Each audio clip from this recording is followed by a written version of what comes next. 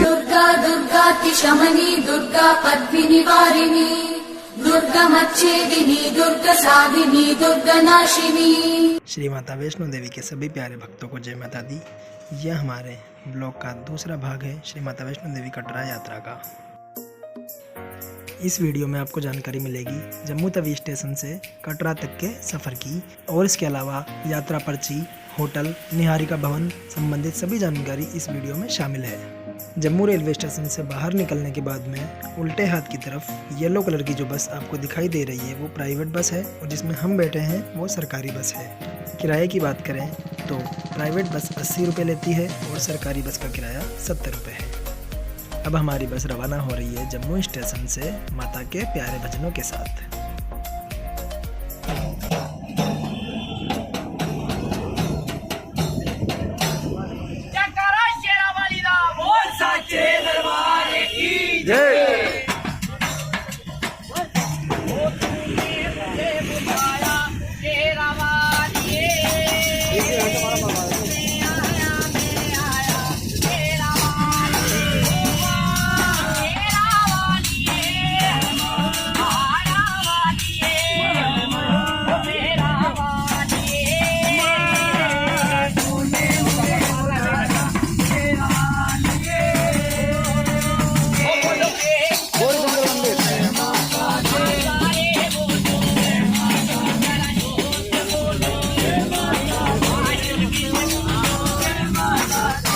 शुरुआत हो चुकी है हमारी यात्रा के दूसरे पड़ाव की, जिसमें जम्मू तवी रेलवे स्टेशन से कटरा बस स्टैंड तक की जानकारी दी गई है। इसी बीच एक महत्वपूर्ण जानकारी की बात करें तो वह यह होगी कि आपको अपनी कोरोना की जांच घर से ही करवा कर आनी है, अन्यथा आपको बड़ी मुश्किलों का सामना करना पड़ सकता है। जम्मू रेलवे स्टेशन और कटरा और रेलवे स्टेशन पर लंबी कतारों में लगना पड़ सकता है।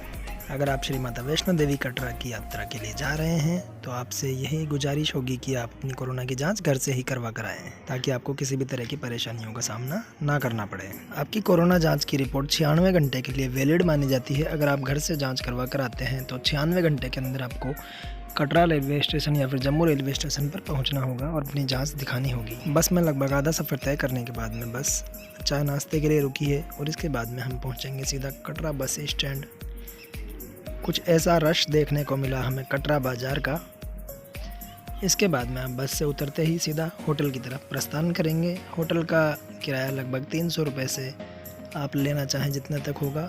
वहीं कटरा बस स्टैंड पर काफ़ी एजेंट आपको होटल के मिल जाएंगे जो आपको होटल के लिए ले जाएंगे। बहुत ही सस्ते और कम दाम में आपको होटल मिल जाएंगे। कटरा के मेन बाज़ार में हमने हमारा होटल का रूम लिया था, जिसका किराया हमने 400 रुपये दिया था। अगर आप 4 से 5 लोग यात्रा के लिए जा रहे हैं तो आपको होटल में 2 रूम लेने की कोई आवश्यकता नहीं है, क्योंकि वहाँ पर कई होटल ऐसे थे जो एक ही रूम में 4 से 5 लोगों को अनुमति दे रहे थे, तो वो काफ़ी सस्ता पड़ जाएगा आपके लिए। कटरा बस स्टैंड पर बहुत सारे सस्ते होटल है, तो आपको बिल्कुल भी तकलीफ नहीं होने वाली है। अब इसके बाद में कुछ देर होटल में आराम करने के बाद में आप जाएंगे यात्रा पंजीकरण कक्ष यात्रा पर्ची लेने के लिए। यात्रा पर्ची बहुत ही आवश्यक है श्री माता वैष्णो देवी की यात्रा प्रारंभ करने के लिए, क्योंकि यह बाणगंगा चेक पोस्ट पर चेक होगी। उसी के बाद में आप अपनी यात्रा प्रारंभ कर सकते हैं। यात्रा पंजीकरण कक्ष कटरा बस स्टैंड पर ही स्थित है, और इसके अलावा आप ऑनलाइन भी यात्रा पर्ची निकाल सकते हैं। यहाँ आप देख सकते हैं प्रत्येक यात्री को अपनी यात्रा पर्ची स्वयं लेनी होगी, और यात्रा पर्ची लेने के पश्चात 6 घंटे के भीतर बाणगंगा चेक पोस्ट को पार करना पड़ेगा, अन्यथा आपकी पर्ची अमान्य हो जाएगी। यात्रा पर्ची लेने के लिए प्रत्येक यात्री को अपना आधार कार्ड साथ लेकर जाना होगा। तो चलते हैं अपनी यात्रा पर्ची लेने के लिए।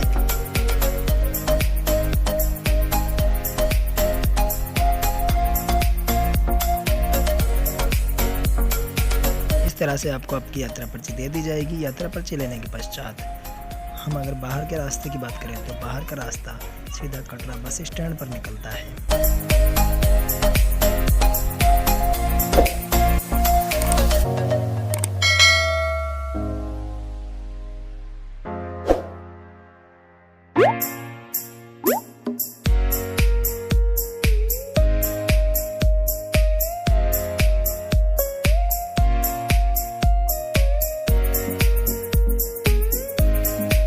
ये सामने बस स्टैंड है और इसके बिल्कुल नज़दीक में निहारिका कॉम्प्लेक्स है। आप देख रहे हैं ये Niharika complex Shri Mata Vaishno Devi shrine board की तरफ से बनाया गया है और यह यहाँ पर रुकने का रेट चार्ट है। यात्रा पर चलने के बाद में आप अपने होटल वापस जा सकते हैं। कुछ देर आराम करने के बाद में आप अपनी यात्रा को प्रारंभ कर सकते हैं, जो कि कटरा बस स्टैंड से आप ऑटो करके बाणगंगा चेक पोस्ट तक जा सकते हैं। जानकारी के अभाव में हमने हमारी यात्रा कटरा से ही पैदल प्रारंभ कर दी थी, लेकिन इसका फ़ायदा यह हुआ कि कुछ ऐसी जगह है जो हमें शायद ऑटो में देखने को नहीं मिलती, वो हमें पैदल देखने को मिली। अब सवाल ये उठता है कि कटरा बस स्टैंड से कौन सा रास्ता बाणगंगा चेक पोस्ट की तरफ जाएगा। तो कटरा बस स्टैंड पर आपको ये बड़ी सी स्क्रीन देखने को मिलेगी। इसी के पास में टैक्सी प्रिपेयर्ड काउंटर है, यहाँ से आप अपनी यात्रा प्रारंभ कर सकते हैं।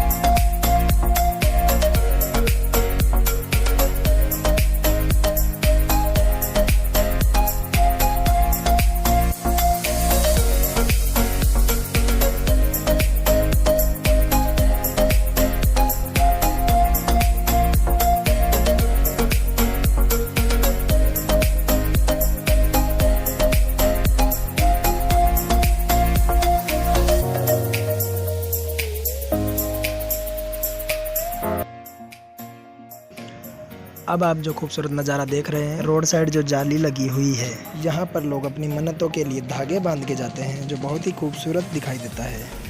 माता के दर्शन के पश्चात वापस लौटते समय लोग अपनी मन्नतों के धागे यहाँ पर बांध के जाते हैं और जब उनकी मन्नत पूरी हो जाती है तो वे लोग माता के दर्शन के लिए आते हैं और इसके बाद पर आकर इन धागों को खोल कर जाते हैं। ज़रूरी नहीं कि वह उसी धागे को खोलें, कोई भी एक धागा खोल कर जा सकते हैं। अब इसके बाद में कुछ ही दूर कदम चलकर आप देखेंगे ऑटो की एक लंबी कतार जो ख़त्म होने का नाम ही नहीं ले रही थी।